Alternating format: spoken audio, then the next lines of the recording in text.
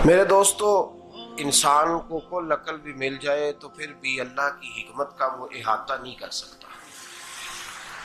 रब्बे करीम को ज़्यादा पता है कि हमारे लिए कौन सी चीज़ बेहतर है और कौन सी चीज़ हमारे लिए नुकसान का बायस है। अल्लाह तबारक व तआला की हिकमत ये चाहती है कि मेरे बंदे परेशान ना हो। रब ये चाहता है कि मेरे बंदे किसी जगह पे भी दिक्कत और परेशानी का शिकार ना हो। तो अल्लाह तबारक व तआला ने राह एतदाल इख्तियार करने का हुक्म इरशाद फरमाया कि तुम एतदाल के रस्तों पे चलो, मोतदल जिंदगी गुजारो, अफरातो तफरीद से बचो। आज जिस माशरे में हम वक्त गुजार रहे हैं, इस माशरे में हम इस बात को समझने से कासिर हैं कि असल हमारा मसला क्या है।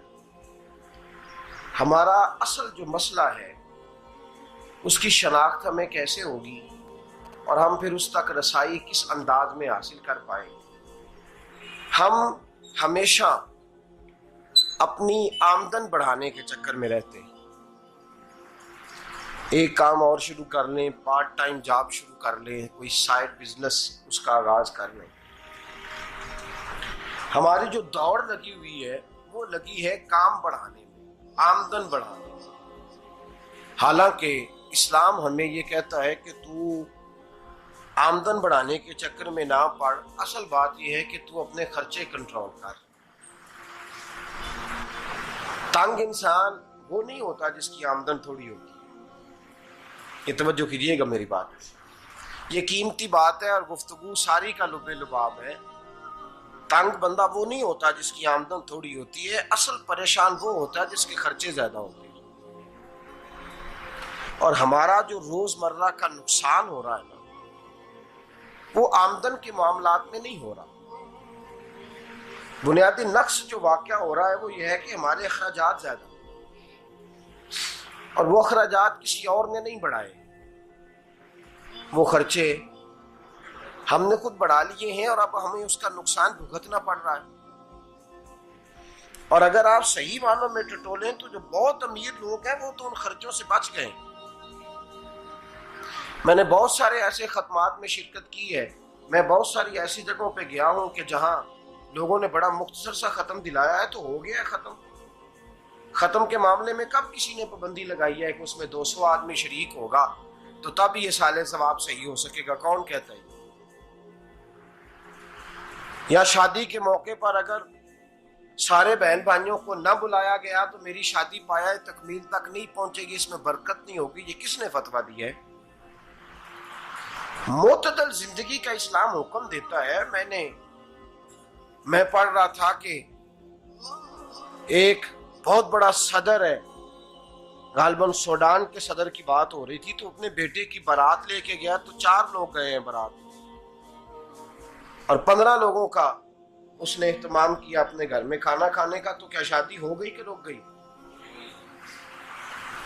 तो भाई राग अलापना इस बात का कि बड़ी परेशानी है, कोई साइड बिजनेस शुरू किया जाए फलान जगह फलान जगह फलान जगह। तो असल मामला ये है कि पहले एक बंदा कमाता है तो फिर भी घर ही चलता है, फिर बड़ा बेटा साथ शामिल होता है तो फिर भी घर ही चलता है, फिर मंझला बेटा शामिल होता है तो फिर भी घर ही चलता है।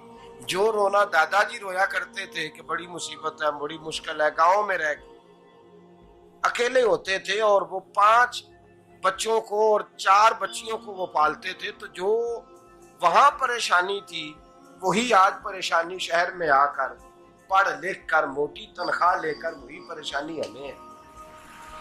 तो मैं जिस नतीजे पे पहुंचा हूं इसको पढ़ के, कुरान मजीद की चंद आयात को देखकर और इस मफहूम की जो हदीसें कुतुब हदीस में पाई जाती हैं और हमारे बुजुर्गों ने हमें जो मिजाज इस हवाले से दिया है, मैं इस नतीजे पे पहुंचा हूं कि मसला आमदन का नहीं, मसला खर्चे का है। हमारे खर्चे बुनियादी तौर पर ज्यादा, और अगर फिर हम ज्यादा बोझ खवातीन पे डालते हैं कि वो मुतालबे ज्यादा करती हैं। और अगर आप मुझसे पूछें तो खवातीन की भी अगर किसी जगह कोई आदत खराब होती है तो उसमें असल किरदार उसका होता है जो वो आदत खराब तो क्यों अपने गले से उतार के आप किसी के गले में बात डालने के चक्कर में हैं? वो खवातीन की तबीयत नहीं ऐसी है। असल बात यह है कि हमने आदत डाली है, हमने ये मिजाज उनको दिया तो उनका बना है, न कैसे बन सकता।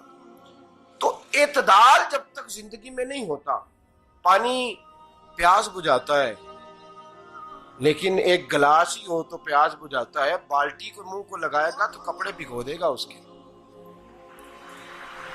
हालांकि पानी बुरी चीज का नाम नेमत है ना, बहुत बड़ी अल्लाह की, लेकिन प्याले में ही अच्छा लगता है। कोई मटका मुंह को लगाएगा तो तंग होगा, प्याला ही बेहतर है उसके लिए। तो मेरे दोस्त, मटके से भी बाज़-औक़ात काम चल जाता है, लेकिन अगर कोई कहे नहीं मुझे दरिया ही चाहिए तो उसका तो घर बह जाएगा, सारा घर बह जाएगा उसका। हमें दरिया काबू करने का मूड बनाया हुआ है, तो इससे घर बहा करते हैं, इससे घर बना नहीं करते। घर प्याले से पानी पीने से बनता है। अगर तू दरिया पे कब्जा करने का मूड बनाएगा तो घर बनेगा नहीं, घर बह जाएगा। आग ना हो तो खाना पक नहीं सकता, लेकिन हल्की आंच से खाना पकता है। और अगर आंच तेज कर दी जाए तो जी, करीने क्यास बात कर रहा हूं मैं, अकल से मावरा नहीं कर रहा। करीने क्यास समझाने के लिए मिसालें दे रहा हूं। हल्की आंच पे खाना पक जाता है और आग तेज हो तो खाना जल जाता है। तो खाना उतनी देर खाने के काबिल रहता है जब तक वो हल्की आंच पे पकता है। तू जितनी मर्जी तू कहता है नहीं मेरा गुजारे नहीं, आग तेज होनी चाहिए, तो मियां जल जाएगा, जल जाएगा। हवा न मिले तो सांस नहीं आती, ठीक है।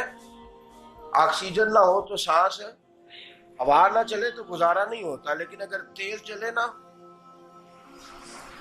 अगर तेज चले तो आंधी और तूफान बन जाए तो छतें गिरा देती है, जाने ले लेती है। हम हैं तूफान के चक्कर में, हम हैं दरिया के चक्कर में, हम हैं बड़े नाव के चक्कर में। तो मियां हल्की आंच ही अच्छी है, याद रख। और एक गिलास पानी का एतदाल से मिलता रहे तो वही मिलता रहे, जरूरत के वक्त वही बेहतर है। तू पूरे दरिया पे कब्जा करने का प्रोग्राम ना बना, तंग हो जाएगा। और मेरे अजीज याद रख, हवा सांस लेने के मुताबिक मिले तो वो अच्छी है, जो सांस बंद करने पे आ जाए वो हवा अच्छी। हमने चक्कर चला लिया है कि ज्यादा पैसा, रातों रात पैसा, लंबा पैसा, ये प्लाट भी मेरा, वो प्लाट भी मेरा, गुजरांवाला भी, गुजरात भी, लाला मूसा खाड़ी और पिंडी तक जहां मैं जाऊं मेरे नाम की तख्तियां लगी हुई।